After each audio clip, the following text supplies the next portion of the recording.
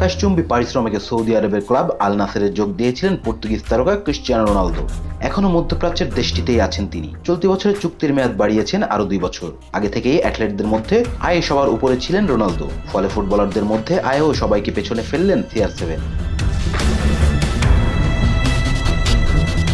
বিশ্বের সবচেয়ে বেশি আয় করা ফুটবলারদের তালিকায় সবার উপরে রোনালদো। আল নাসেরের পর্তুগিজ তারকার এই বছরের আয় 28 কোটি ইউরো। এর আগে গত মে মাসে প্রকাশিত সবচেয়ে বেশি আয় করা অ্যাথলেটদের তালিকায় তৃতীয়বারের মতো শীর্ষে জায়গা করে নেন রোনালদো।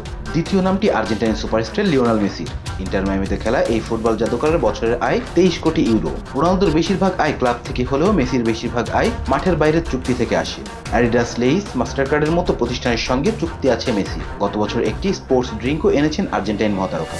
প্রথমবারের মতো তালিকার সেরা 10-এ জায়গা করে নিয়েছেন ওয়ান্ডার কিড খ্যাত স্প্যানিশ তারকা লামিন ইয়ামাল। মাঠের ফুটবলের মতে আর্থিক দিক দিয়ে বড় উন্নতি হয়েছে তার। তালিকার 10ম স্থানে রয়েছেন তিনি। ইয়ামালের বছরের আয় 4 কোটি 30 লাখ ইউরো। তারও আয়ের বড় উৎস মূলত মাঠের বাইরের চুক্তি থেকেই। তালিকায় 3 নম্বরে আছেন সৌদি আরবের ক্লাব আল ইত্তাদিতে যোগ দেয়া কারিম বেনজেমা। ফরাসি স্ট্রাইকারের বছরের আয় 10 কোটি 40 লাখ ইউরো। সেরা 5-এ থাকা অন্য দুজন হলেন রিয়াল মাদ্রিদের ফরওয়ার্ড কিলিয়ান এমবাপে, যার বাৎসরিক আয় 9 কোটি 50 লাখ ইউরো, ও Manchester City striker Erling Haaland, যার বাৎসরিক আয় 8 কোটি ইউরো। তালিকার 6 নম্বরে আছেন রিয়াল মাদ্রিদের ব্রাজিলিয়ান ফরওয়ার্ড ভিনিসিয়াস জুনিয়র, তার বছরের আয় 6 কোটি ইউরো।